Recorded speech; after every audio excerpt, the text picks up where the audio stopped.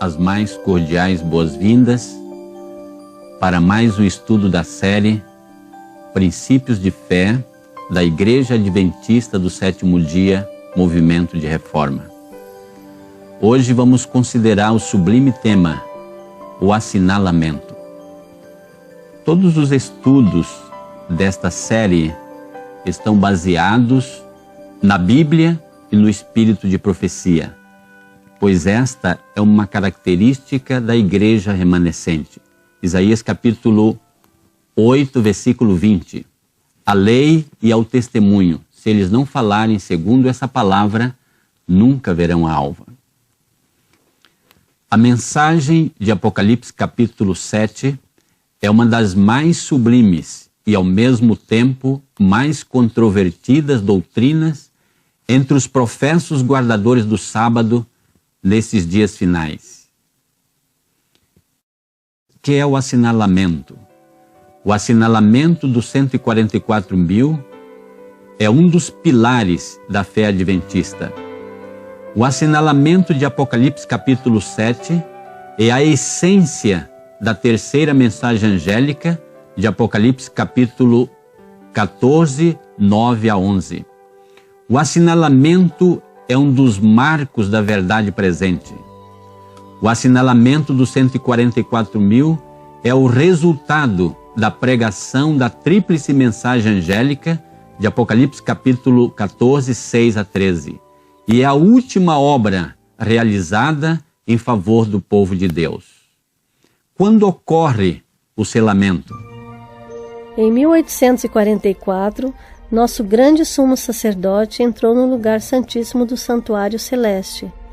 Será exigido menos de nós neste dia antitípico da expiação, quando Cristo está intercedendo por seu povo no santuário celeste, e deverá ser proferida a decisão final e irrevogável sobre cada caso? Nesta passagem, o espírito de profecia explica que o dia antitípico da expiação começou em 1844. Os que pela fé seguiram seu sumo sacerdote, ao iniciar ele o ministério no lugar santíssimo, contemplaram a arca de seu concerto.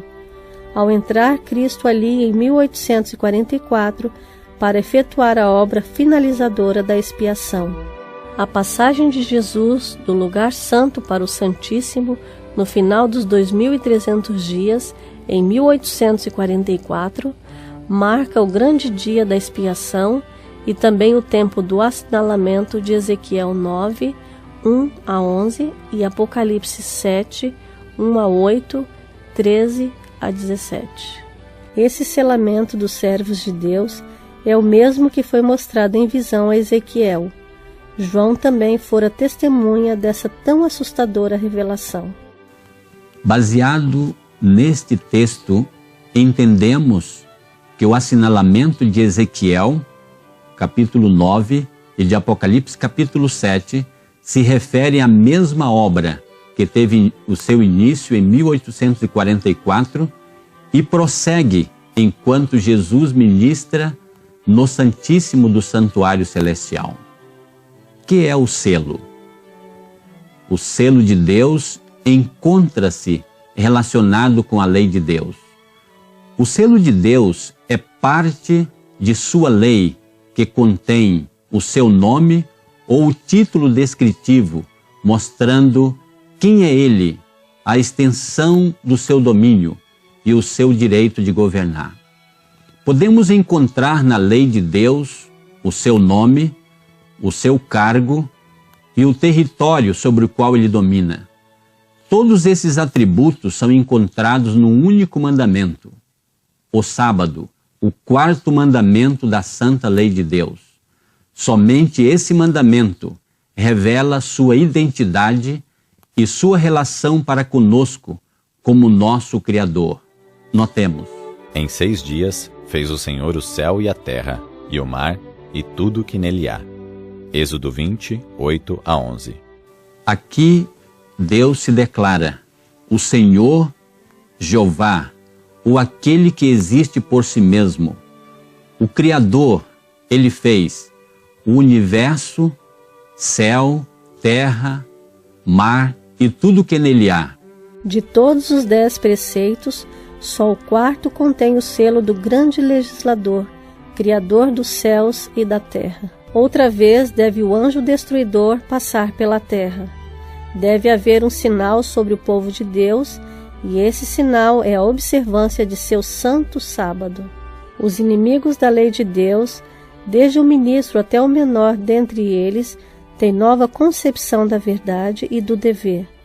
Demasiado tarde, veem que o sábado do 4º mandamento é o selo do Deus vivo. Estes textos confirmam claramente o que mencionamos, que no 4º mandamento encontramos o selo de Deus.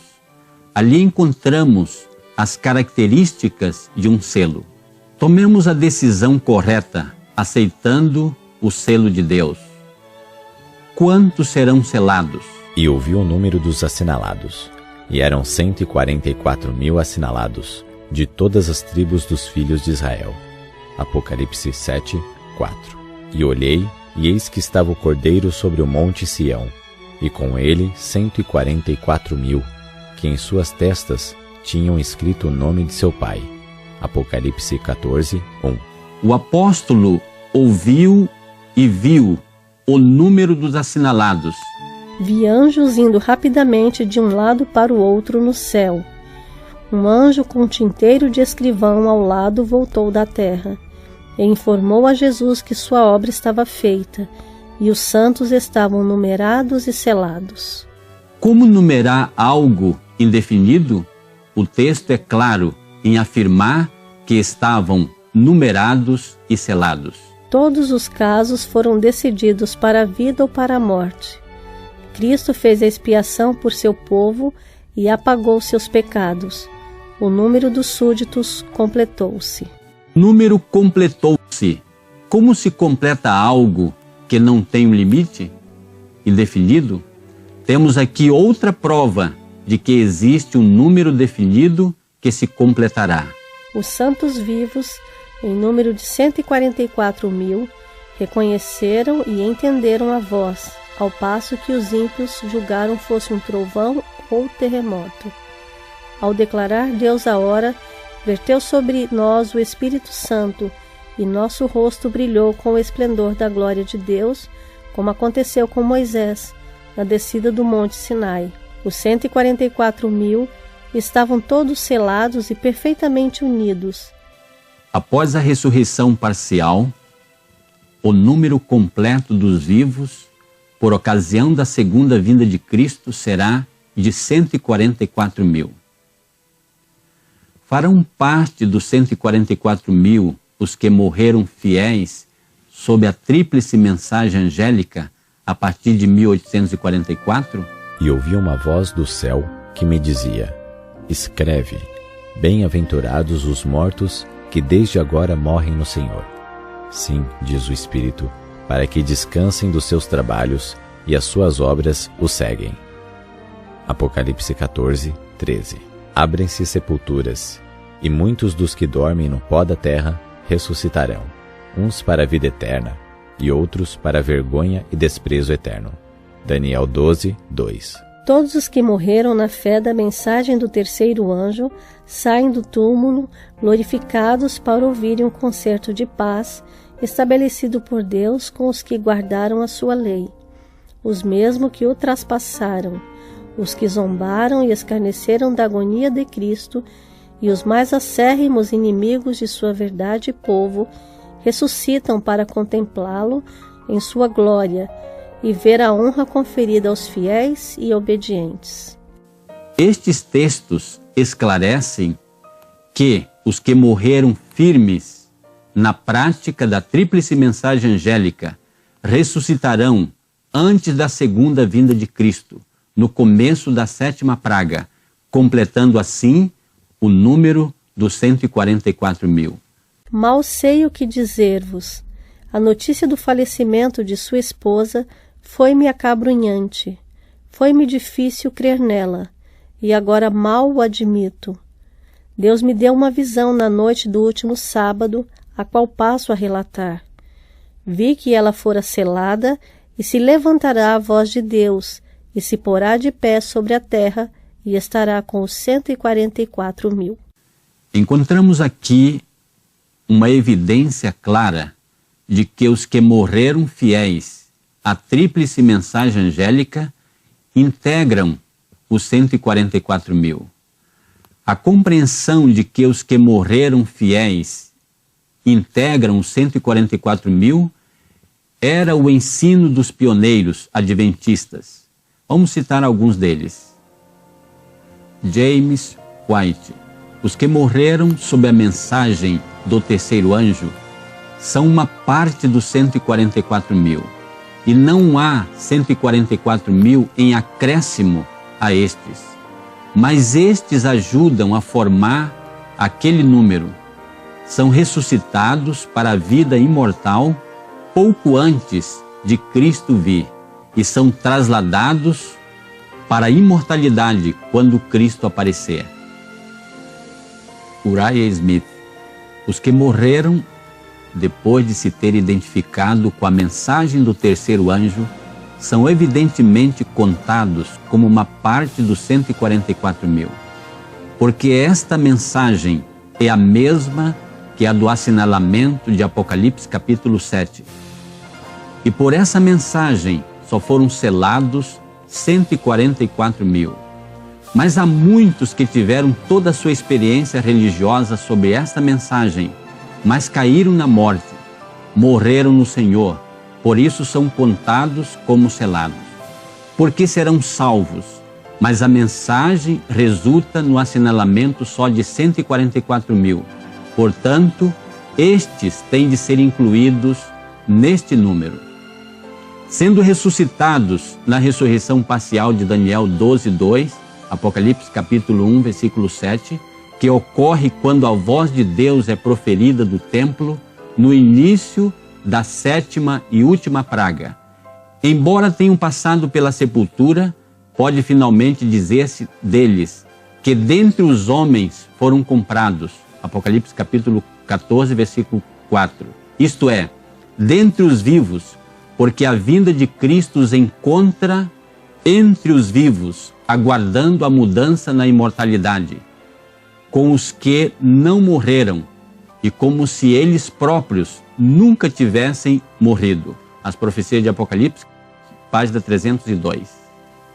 A fidelidade ao Senhor e sua verdade é uma das características fundamentais dos assinalados.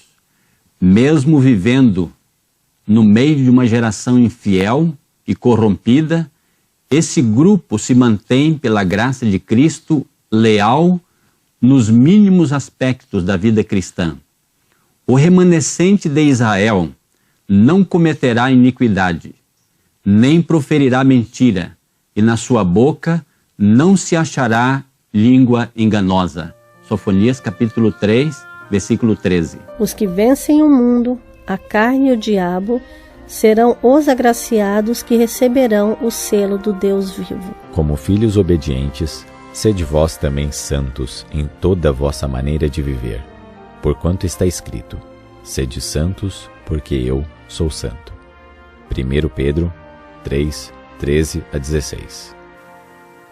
Estes textos evidenciam que os que foram assinalados preencheram as condições estabelecidas por Deus, venceram o mundo, a carne e o diabo, permanecendo fiéis a Deus em todos os aspectos da vida cristã. Um solene apelo. Porque se a palavra falada pelos anjos permaneceu firme, e toda transgressão e desobediência recebeu a justa retribuição, como escaparemos nós, se não atentarmos para uma tão grande salvação, a qual, começando a ser anunciada pelo Senhor, foi-nos depois confirmada pelos que a ouviram. Hebreus 2, 2 e 3. O que estáis fazendo, irmãos, na grande obra de preparação? Os que se estão unindo com o mundo estão se preparando para receber o sinal da besta. Os que desconfiam do eu, que se humilham diante de Deus e purificam a alma pela obediência à verdade, estão recebendo o molde divino e preparando-se para receber na fronte o selo de Deus. Quando sair o decreto, e o selo for aplicado, seu caráter permanecerá puro e sem mácula para toda a eternidade. Agora é o tempo de preparar-nos. O selo de Deus jamais será colocado à testa de um homem ou mulher impuros, colocado à testa de um homem ou mulher cobiçosos ou amantes do mundo. Jamais será colocado à testa de homens ou mulheres de língua falsa ou coração enganoso. Todos os que recebem o selo devem ser imaculados diante de Deus, candidatos ao céu. O tempo do selamento é muito curto e logo passará. Agora, enquanto os outros 4 anjos estão contendo os ventos, é o tempo de fazer firme a nossa vocação e eleição. Procuremos com todo o poder que Deus nos tem dado, está entre os 144.000. Dentro em pouco será colocado o selo de Deus em cada um de seus filhos. Oxalá ele seja colocado em nossas frontes. Quem pode suportar o pensamento de ser passado por alto quando o anjo se puser a selar os servos de Deus em suas frontes? Após considerarmos este solene estudo, concluímos que o assinalamento está em andamento desde 1844 e logo terminará. E o Senhor nos convida, nesses poucos momentos de graça, a fazer paz com Ele, aceitando o seu perdão e a sua graça, para que vivamos em harmonia com a verdade presente, que nos capacitará a fazer parte deste grupo especial, que serão os recepcionistas de Jesus quando Ele vier por ocasião da sua segunda vinda. E naquele dia se dirá: eis que este é o nosso Deus, a quem aguardávamos, e Ele nos salvará. Este é o Senhor, a quem aguardávamos. Na sua salvação gozaremos e nos alegraremos. Isaías 25, 9. Concluímos essa preciosa e soleníssima mensagem com a saudação apostólica. A graça do Senhor Jesus Cristo e o amor de Deus e a comunhão do Espírito Santo seja com todos vós. Convido você agora para orar comigo. Carinhoso Pai que estás nos céus, em nome de Jesus nos ajoelhamos ante a Tua amável presença para Te render gratidão pelo privilégio de conhecer a Tua preciosa verdade e de termos aceitado a Jesus como nosso Salvador pessoal. Suplicamos uma bênção especial para todos os que assistiram estas preciosas mensagens. Dá-nos a graça de compreendê-las e pormos em prática esses preciosos ensinamentos em nossa vida diária. E no final da nossa peregrinação, salva-nos para o Teu reino. Dá-nos a unção do Teu Santo Espírito para operar a nossa transformação. Todas essas bênçãos Te pedimos e agradecemos em nome de Jesus. Amém.